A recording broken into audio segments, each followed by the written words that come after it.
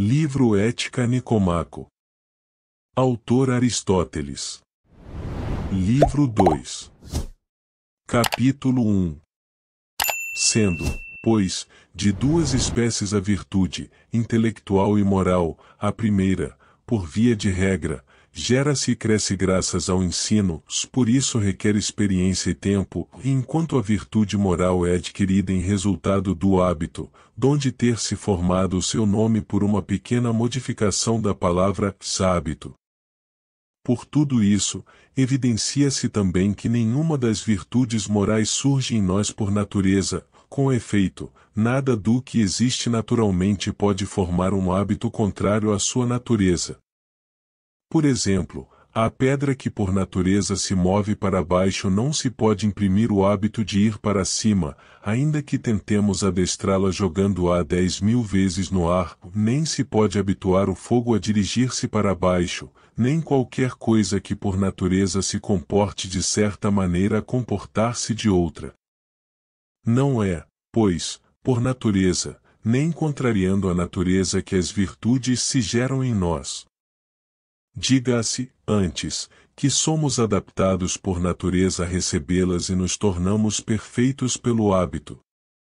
Por outro lado, de todas as coisas que nos vêm por natureza, primeiro adquirimos a potência e mais tarde exteriorizamos os atos. Isso é evidente no caso dos sentidos, pois não foi por ver ou ouvir frequentemente que adquirimos a visão e a audição, mas, pelo contrário, nós as possuíamos antes de usá-las, e não entramos na posse delas pelo uso. Com as virtudes dá-se exatamente o oposto, adquirimos-las pelo exercício, como também sucede com as artes. Com efeito, as coisas que temos de aprender antes de poder fazê-las, aprendemo-las fazendo, por exemplo, os homens tornam-se arquitetos construindo e tocadores de lira tangendo esse instrumento. Da mesma forma, tornamo-nos justos praticando atos justos, e assim com a temperança, a bravura, etc. Isto é confirmado pelo que acontece nos estados, os legisladores tornam bons os cidadãos por meio de hábitos que lhes incutem. Esse é o propósito de todo legislador, e quem não logra tal desiderato falha no desempenho da sua missão. Nisso, precisamente, reside a diferença entre as boas e as más constituições. Ainda mais, das mesmas causas e pelos mesmos meios que se gera e se destrói toda virtude, assim como toda a arte, e de tocar a lira surgem os bons e os maus músicos. Isso também vale para os arquitetos e todos os demais, construindo bem, tornam-se bons arquitetos, construindo mal, maus. Se não fosse assim não haveria necessidade de mestres, e todos os homens teriam nascido bons ou maus em seu ofício. Isso, pois, é o que também ocorre com as virtudes, e pelos atos que praticamos em nossas relações com os homens nos tornamos justos ou injustos, pelo que fazemos em presença do perigo e pelo hábito do medo ou da ousadia, nos tornamos valentes ou covardes. O mesmo se pode dizer dos apetites e da emoção da ira, uns se tornam temperantes e calmos, outros sem limites irascíveis, portando-se de um modo ou de outro em igualdade de circunstâncias. Numa palavra, as diferenças de caráter nascem de atividades semelhantes. É preciso, pois, atentar para a qualidade dos atos que praticamos, porquanto da sua diferença se pode aquilatar a diferença de caracteres. E não é coisa de somenos que desde a nossa juventude nos habituemos desta ou daquela maneira. Tem, pelo contrário, imensa importância, ou melhor, tudo depende disso. Capítulo 2. Uma vez que a presente investigação não visa ao conhecimento teórico como as outras, porque não investigamos para saber o que é a virtude, mas a fim de nos tornarmos bons, do contrário o nosso estudo seria inútil, devemos examinar agora a natureza dos atos, isto é, como devemos praticá-los, pois que, como dissemos, Eles determinam a natureza dos estados de caráter que daí surgem. Ora, que devemos agir de acordo com a regra justa é um princípio comumente aceito, que nós encamparemos. Mais tarde havemos de nos ocupar dele, examinando o que seja a regra justa e como se relaciona com as outras virtudes.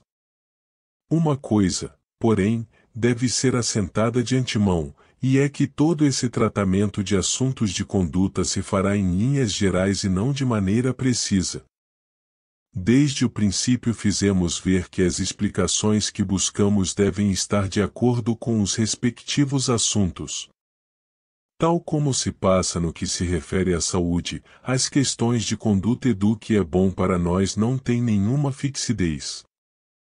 Sendo essa a natureza da explicação geral, a dos casos particulares será ainda mais carente de exatidão, pois não há arte ou preceito que os abranja a todos, mas as próprias pessoas atuantes devem considerar, em cada caso, o que é mais apropriado à ocasião, como também sucede na arte da navegação e na medicina.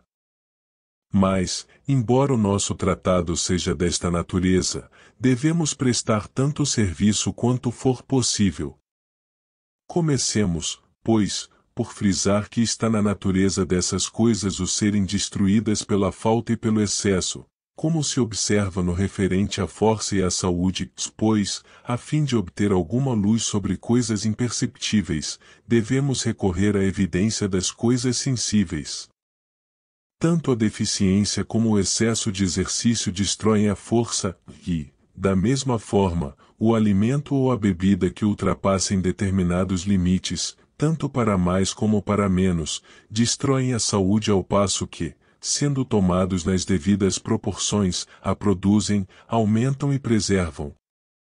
O mesmo acontece com a temperança, a coragem e as outras virtudes, pois o homem que a tudo teme e de tudo foge, não fazendo frente a nada, torna-se um covarde, e o homem que não teme absolutamente nada, mas vai ao encontro de todos os perigos, torna-se temerário, e, analogamente, o que se entrega a todos os prazeres e não se abstém de nenhum torna-se sem limite, enquanto o que evita todos os prazeres, como fazem os rústicos, se torna de certo modo insensível. A temperança e a coragem, pois, são destruídas pelo excesso e pela falta, e preservadas pela mediania. Mas não só as causas e fontes de sua geração e crescimento são as mesmas que as de seu perecimento, como também é a mesma esfera de sua atualização. Isto também é verdadeiro das coisas mais evidentes aos sentidos, como a força, por exemplo, dela é produzida pela ingestão de grande quantidade de alimento e por um exercício intenso, e quem mais está em condições de fazer isso é o homem forte. O mesmo ocorre com as virtudes, tornamo-nos temperantes abstendo-nos de prazeres, e é depois de nos tornarmos tais que somos mais capazes dessa abstenção. E igualmente no que toca à coragem, pois é habituando-nos a desprezar e arrostar coisas terríveis que nos tornamos bravos, e depois de nos tornarmos tais, somos mais capazes de lhes fazer frente. Capítulo 3. Devemos tomar como sinais indicativos do caráter o prazer ou a dor que acompanham os atos, porque o homem que se abstém de prazeres corporais e se deleita nessa própria abstenção é temperante, enquanto o que se aborrece com ela é sem limite, e quem arrosta coisas terríveis e sente prazer em fazê-lo, ou, pelo menos, não sofre com isso, é bravo, enquanto o homem que sofre é covarde. Com efeito, a excelência moral relaciona-se com prazeres e dores, é por causa do prazer que praticamos mais ações, e por causa da dor que nos abstemos de ações nobres. Por isso deveríamos ser educados de uma determinada maneira desde a nossa juventude, como diz Platão, a fim de nos deleitarmos e de sofrermos com as coisas que nos devem causar deleite ou sofrimento, pois essa é a educação certa. Por outro lado, se as virtudes dizem respeito a ações e paixões, e cada ação e cada paixão é acompanhada de prazer ou de dor, também por este motivo a virtude se relacionará com prazeres e dores.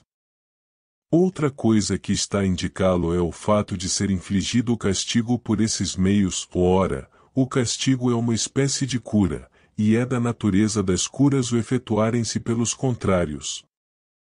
Ainda mais, como dissemos não faz muito, todo estado da alma tem uma natureza relativa e concernente à espécie de coisas que tendem a torná-la melhor ou pior, mas é em razão dos prazeres e dores que os homens se tornam maus, isto é, buscando-os ou evitando-os, quer prazeres e dores que não devem, na ocasião em que não devem ou da maneira pela qual não devem buscar ou evitar, quer por errarem numa das outras alternativas semelhantes que se podem distinguir.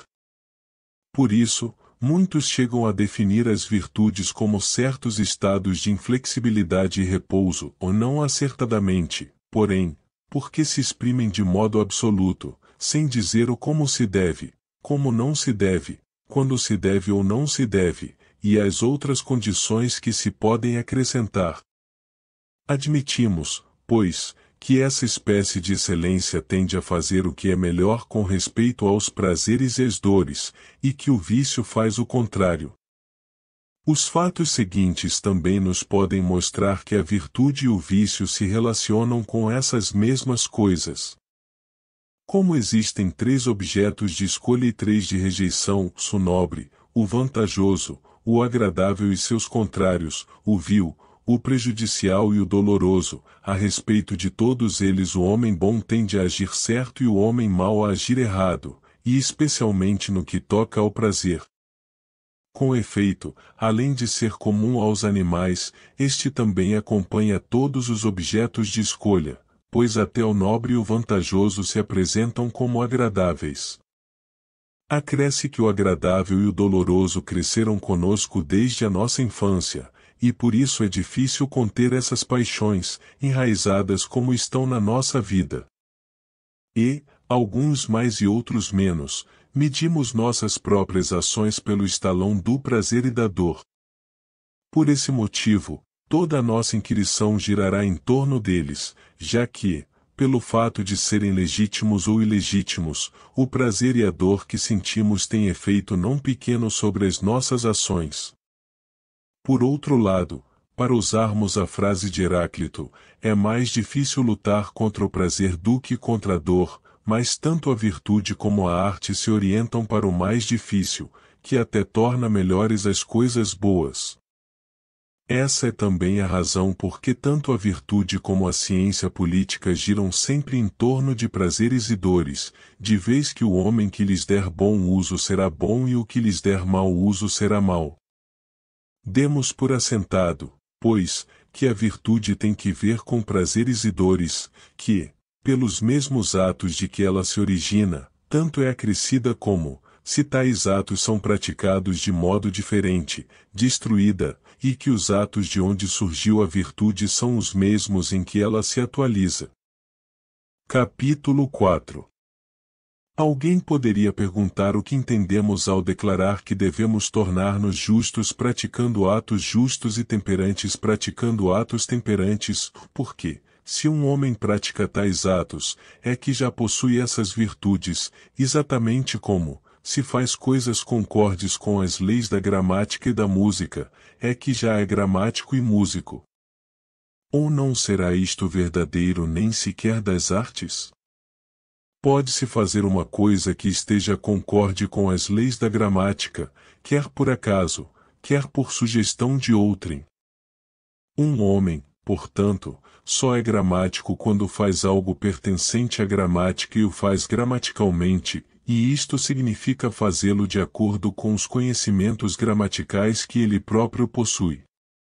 Sucede, por outro lado, que neste ponto não há similaridade de caso entre as artes e as virtudes, porque os produtos das primeiras têm a sua bondade própria, bastando que possuam determinado caráter, mas porque os atos que estão de acordo com as virtudes tenham determinado caráter, não se segue que sejam praticados de maneira justa ou temperante. Também é importante que o agente se encontre em determinada condição ao praticá-los. Em primeiro lugar, deve ter conhecimento do que faz, e em segundo, deve escolher os atos, e escolhê-los por eles mesmos, e em terceiro, sua ação deve proceder de um caráter firme e imutável. Estas não são consideradas como condições para a posse das artes, salvo o simples conhecimento, ou mais como condição para a posse das virtudes. O conhecimento pouco ou nenhum peso tem, ao passo que as outras condições, se isto é, aquelas mesmas que resultam da prática amiudada de atos justos e temperantes, são, numa palavra, tudo. Por conseguinte, as ações são chamadas justas e temperantes quando são tais como as que praticaria o homem justo ou temperante, ou mais não é temperante o homem que as pratica, e sim o que as pratica tal como o fazem os justos e temperantes. É acertado, pois, dizer que pela prática de atos justos se gera o homem justo, e pela prática de atos temperantes, o homem temperante, ou sem essa prática, ninguém teria sequer a possibilidade de tornar-se bom. Mas a maioria das pessoas não procede assim. Refugiam-se na teoria e pensam que estão sendo filósofos e se tornarão bons dessa maneira. Nisto se portam, de certo modo, como enfermos que escutassem atentamente os seus médicos, mas não fizessem nada do que estes lhes prescrevessem. Assim como a saúde destes últimos não pode restabelecer-se com tal tratamento, a alma dos segundos não se tornará melhor com semelhante curso de filosofia. Capítulo 5. Devemos considerar agora o que é a virtude.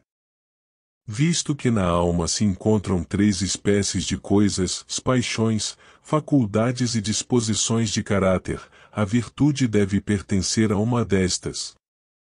Por paixões entendo os apetites, a cólera, o medo, a audácia, a inveja, a alegria, a amizade, o ódio, o desejo, a emulação, a compaixão, e em geral os sentimentos que são acompanhados de prazer ou dor. Por faculdades, as coisas em virtude das quais se diz que somos capazes de sentir tudo isso, ou seja, de nos irarmos, de magoar-nos ou compadecer-nos, por disposições de caráter, as coisas em virtude das quais nossa posição com referência às paixões é boa ou má. Por exemplo, com referência à cólera, nossa posição é má se a sentimos de modo violento ou demasiado fraco, e boa se a sentimos moderadamente, e da mesma forma no que se relaciona com as outras paixões.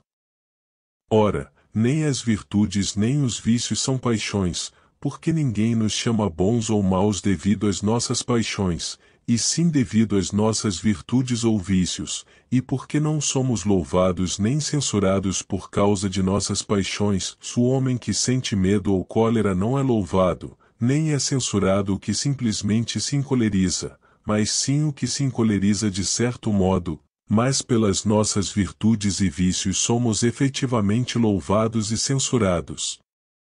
Por outro lado, sentimos cólera e medo sem nenhuma escolha de nossa parte, mas as virtudes são modalidades de escolha, ou envolvem escolha. Além disso, com respeito às paixões se diz que somos movidos, mas com respeito às virtudes e aos vícios não se diz que somos movidos, e sim que temos tal ou tal disposição.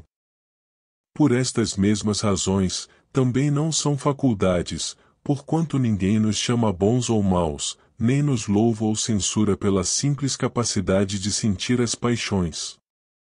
Acresce que possuímos as faculdades por natureza, mas não nos tornamos bons ou maus por natureza. Já falamos disto acima. Por conseguinte, se as virtudes não são paixões nem faculdades, só resta uma alternativa, a de que sejam disposições de caráter. Mostramos, assim, o que é a virtude com respeito ao seu gênero. Capítulo 6. Não basta, contudo, definir a virtude como uma disposição de caráter, cumpre dizer que espécie de disposição é ela. Observemos, pois, que toda virtude ou excelência não só coloca em boa condição a coisa de que é excelência, como também faz com que a função dessa coisa seja bem desempenhada. Por exemplo, a excelência do olho torna bons tanto o olho como a sua função, pois é graças à excelência do olho que vemos bem. Analogamente, a excelência de um cavalo tanto o torna bom em si mesmo como bom na corrida, em carregar o seu cavaleiro e em aguardar de pé firme o ataque do inimigo. Portanto, se isto vale para todos os casos, a virtude do homem também será a disposição de caráter que o torna bom e que o faz desempenhar bem a sua função. Como isso vem a suceder, já o explicamos atrás, mas a seguinte consideração da natureza específica da virtude lançará nova luz sobre o assunto. Em tudo que é contínuo e divisível pode-se tomar mais, menos ou uma quantidade igual, e isso quer em termos da própria coisa, quer relativamente a nós, e o igual é um meio-termo entre o excesso e a falta. Por meio-termo no objeto entendo aquilo que é equidistante de ambos os extremos, e que é um só e o mesmo para todos os homens, e por meio-termo relativamente a nós, o que não é nem demasiado nem demasiadamente pouco, se este não é um só e o mesmo para todos. Por exemplo, se 10 é demais e 2 é pouco, 6 é o meio-termo, considerado em função do objeto. Porque excede e é excedido por uma quantidade igual, esse número é intermediário de acordo com uma proporção aritmética. Mas o meio-termo relativamente a nós não deve ser considerado assim, se 10 libras é demais para uma determinada pessoa comer e 2 libras é demasiadamente pouco, não se segue daí que o treinador prescreverá 6 libras, porque isso também é, talvez, demasiado para a pessoa que deve comê-lo, ou demasiadamente pouco para Milo e demasiado para o atleta principiante. O mesmo se aplica à corrida e à luta. Assim, um mestre em qualquer arte evita o excesso e a falta, buscando o meio-termo e escolhendo o meio-termo não no objeto, mas relativamente a nós. Se é assim, pois, que cada arte realiza bem o seu trabalho, tendo diante dos olhos o meio-termo e julgando suas obras por esse padrão, e por isso dizemos muitas vezes que as boas obras de arte não é possível tirar nem acrescentar nada, subentendendo que o excesso e a falta destroem a excelência dessas obras, enquanto o meio-termo a preserva, e para este, como dissemos, se voltam os artistas no seu trabalho, e se, ademais disso, a virtude é mais exata e melhor que qualquer arte, como também o é a natureza, segue-se que a virtude deve ter o atributo de visar ao meio-termo. Refiro-me à virtude moral, pois é ela que diz respeito às paixões e ações, nas quais existe excesso, carência e um meio-termo. Por exemplo, tanto o medo como a confiança, o apetite, a ira, a compaixão, e em geral o prazer e a dor, podem ser sentidos em excesso ou em grau insuficiente, e, num caso como no outro, isso é um mal. Mas senti-los na ocasião apropriada, com referência aos objetos apropriados, para com as pessoas apropriadas, pelo motivo e da maneira conveniente, nisso consistem o meio-termo e a excelência característicos da virtude. Analogamente, no que tange às ações também existe excesso, carência e um meio-termo. Ora, a virtude diz respeito às paixões e ações em que o excesso é uma forma de erro, assim como a carência, ao passo que o meio-termo é uma forma de acerto digna de louvor, e acertar e ser louvada são características da virtude. Em conclusão, a virtude é uma espécie de mediania, já que, como vimos, ela põe a sua mira no meio-termo. Por outro lado, é possível errar de muitos modos, pois o mal pertence à classe do ilimitado e o bem à do limitado, como supuseram os pitagóricos, mas só há um modo de acertar. Por isso, o primeiro é fácil e o segundo difícil, fácil errar a mira, difícil atingir o alvo. Pelas mesmas razões, o excesso e a falta são característicos do vício, e a mediania da virtude. Pois os homens são bons de um modo só, e maus de muitos modos. A virtude é, pois, uma disposição de caráter relacionada com a escolha e consistente numa mediania, isto é, a mediania relativa a nós, a qual é determinada por um princípio racional próprio do homem dotado de sabedoria prática. E é um meio-termo entre dois vícios, um por excesso e outro por falta, pois que, enquanto os vícios ou vão muito longe ou ficam aquém do que é conveniente no tocante às ações e paixões, a virtude encontra e escolhe o meio-termo. E assim, no que toca à sua substância e à definição que lhe estabelece a essência, a virtude é uma mediania, com referência ao sumo bem e ao mais justo, porém, um extremo.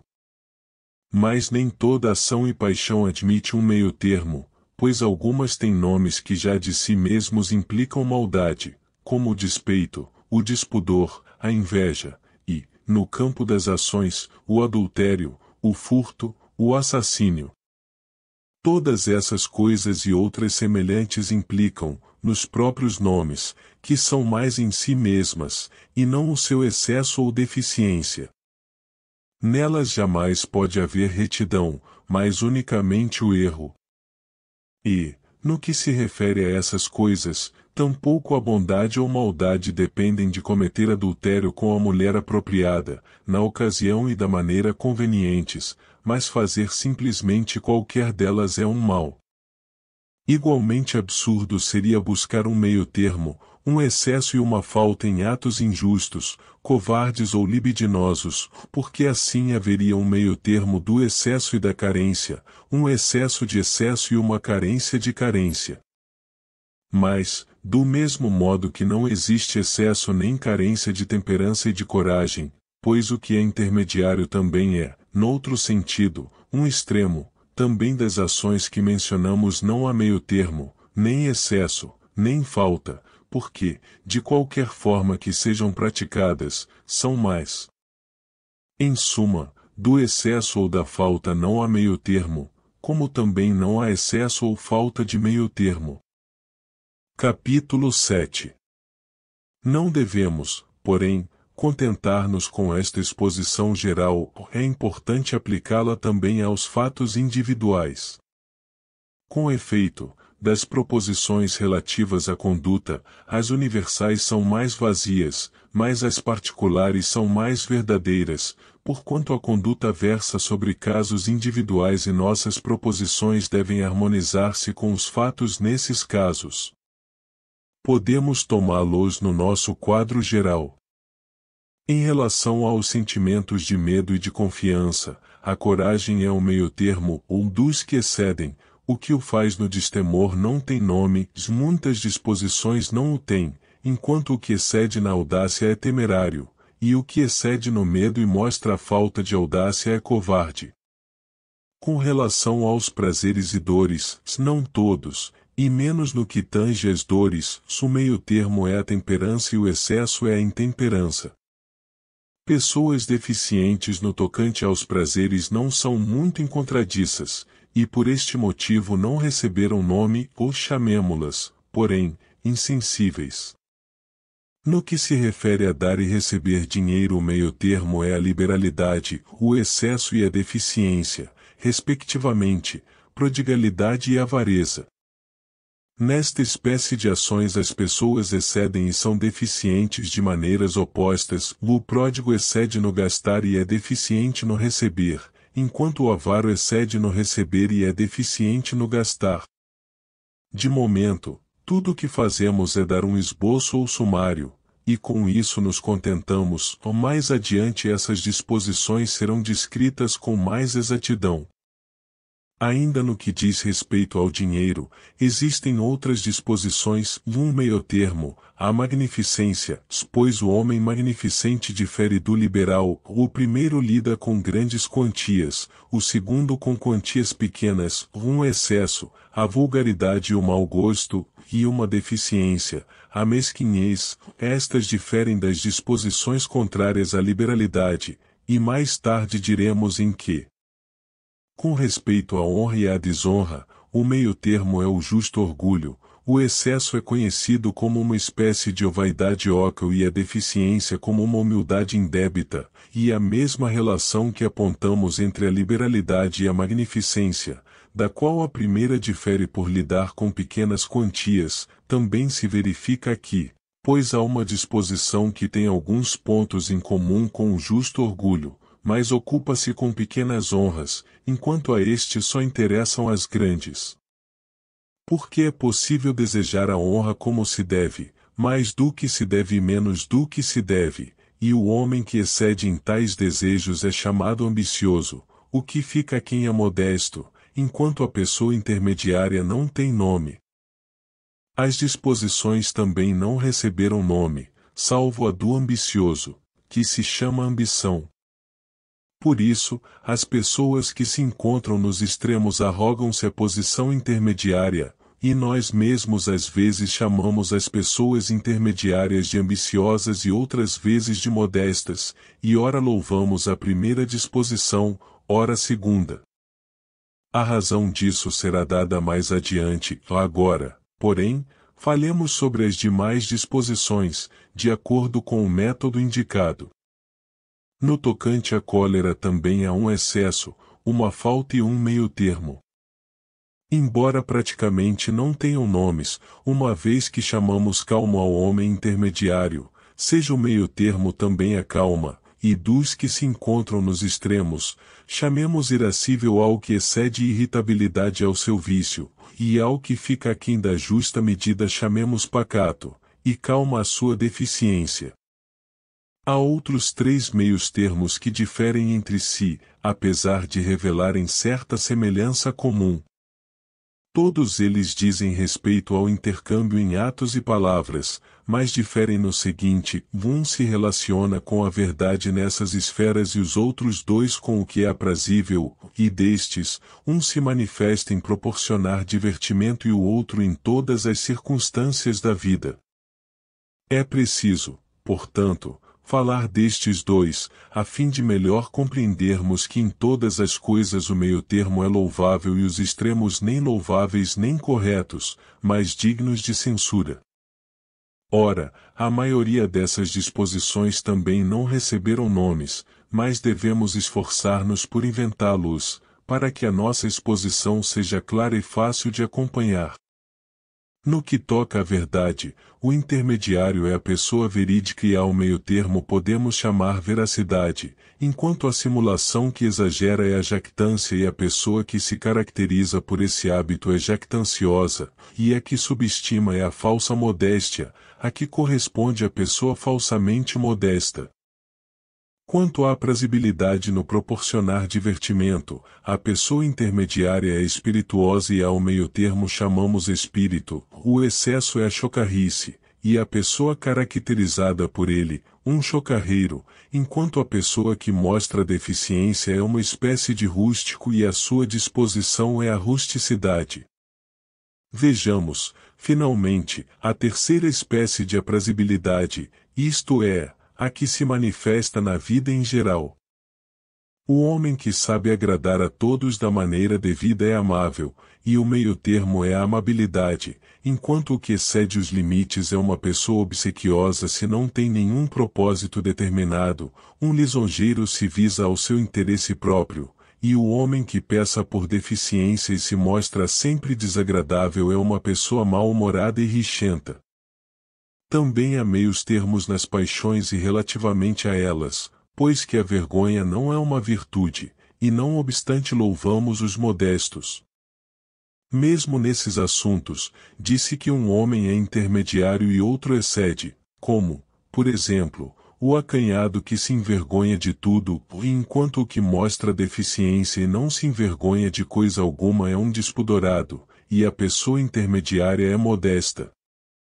A justa indignação é um meio-termo entre a inveja e o despeito, e estas disposições se referem à dor e ao prazer que nos inspiram a boa ou má fortuna de nossos semelhantes.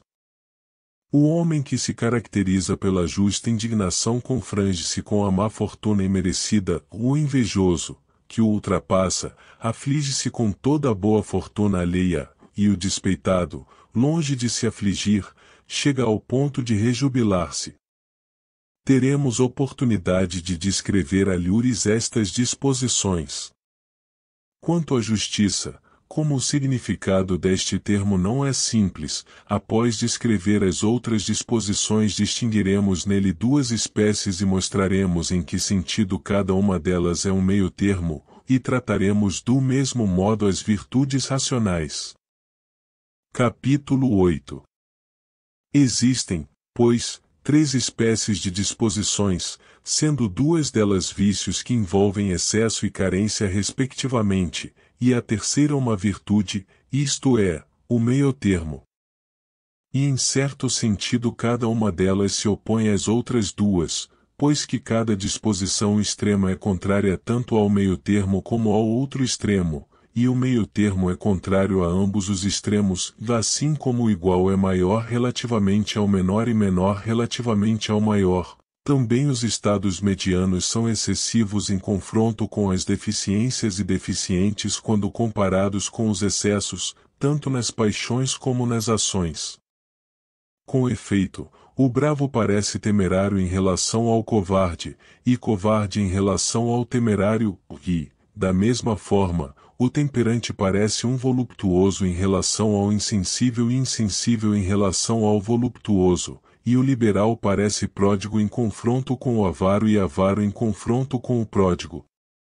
Por isso as pessoas que se encontram nos extremos empurram uma para outra intermediária. O homem bravo é chamado de temerário pelo covarde e covarde pelo temerário, e analogamente nos outros casos.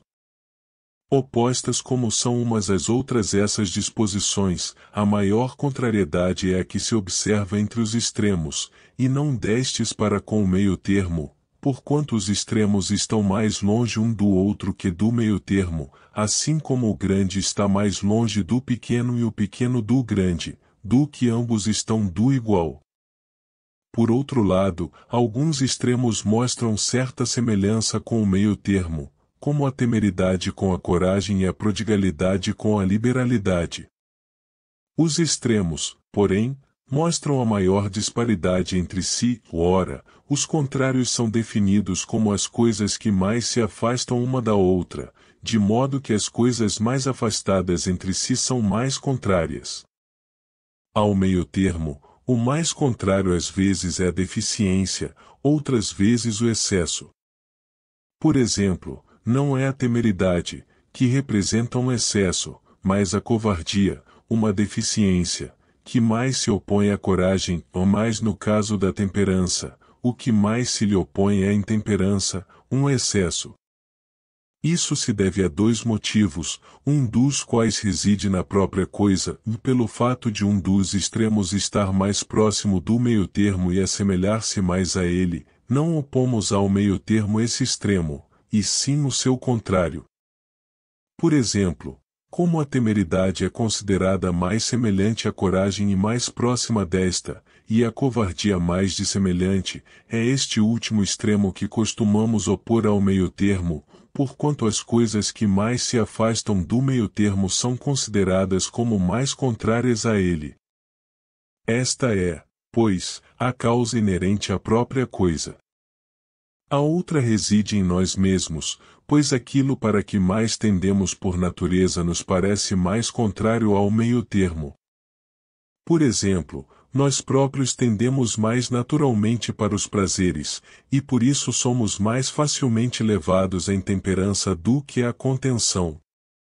Daí dizermos mais contrários ao meio-termo aqueles extremos a que nos deixamos arrastar com mais frequência, e por isso a intemperança, que é um excesso, é mais contrária à temperança. Capítulo 9. Está, pois, suficientemente esclarecido que a virtude moral é um meio-termo, e em que sentido devemos entender esta expressão, e que é um meio-termo entre 2 vícios, um dos quais envolve excesso e o outro deficiência, e isso porque a sua natureza é visar a mediania nas paixões e nos atos. Do que acabamos de dizer segue-se que não é fácil ser bom, pois em todas as coisas é difícil encontrar o meio termo.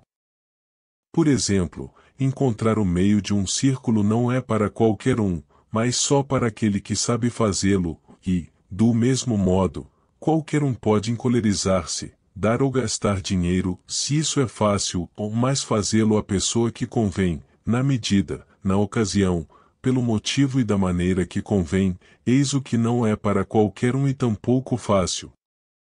Por isso a bondade tanto é rara como nobre e louvável. Por conseguinte, quem visa ao meio termo deve primeiro afastar-se do que lhe é mais contrário, como aconselha Calipso. Passa ao largo de tal ressaca e de tal surriada. Com efeito, dos extremos, um é mais errôneo e o outro menos, portanto, como acertar no meio termo é extraordinariamente difícil, devemos contentar-nos com o menor dos males, como se costuma dizer, e a melhor maneira de fazê-lo é a que descrevemos. Mas devemos considerar as coisas para as quais nós próprios somos facilmente arrastados, porque um pende numa direção e outro em outra, e isso se pode reconhecer pelo prazer e pela dor que sentimos. É preciso forçar-nos a ir à direção do extremo contrário, porque chegaremos ao estado intermediário afastando-nos o mais que pudermos do erro, como procedem aqueles que procuram endireitar varas tortas. Ora, em todas as coisas o agradável e o prazer é aquilo de que mais devemos defender-nos, pois não podemos julgá-lo com imparcialidade.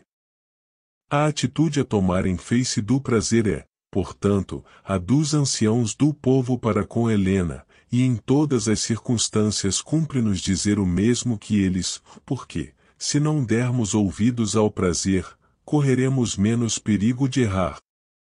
Em resumo, é procedendo dessa forma que teremos mais probabilidades de acertar com o meio termo. Não há negar, porém, que isso seja difícil, especialmente nos casos particulares, pois quem poderá determinar com precisão de que modo, com quem, em resposta a que provocação e durante quanto tempo devemos encolerizar-nos? E às vezes louvamos os que ficam aquém da medida, qualificando-os de calmos, e outras vezes louvamos os que se encolerizam, chamando-os de varonis. Não se censura, contudo, o homem que se desvia um pouco da bondade, quer no sentido do menos, quer do mais, só merece reproche o homem cujo desvio é maior, pois esse nunca passa despercebido. Mas até que ponto um homem pode desviar-se sem merecer censura? Isso não é fácil de determinar pelo raciocínio. Como tudo que seja percebido pelos sentidos, tais coisas dependem de circunstâncias particulares, e quem decide é a percepção. Fica bem claro, pois, que em todas as coisas o meio-termo é digno de ser louvado, mas que às vezes devemos inclinar-nos para o excesso e outras vezes para a deficiência. Efetivamente, essa é a maneira mais fácil de atingir o meio-termo e o que é certo,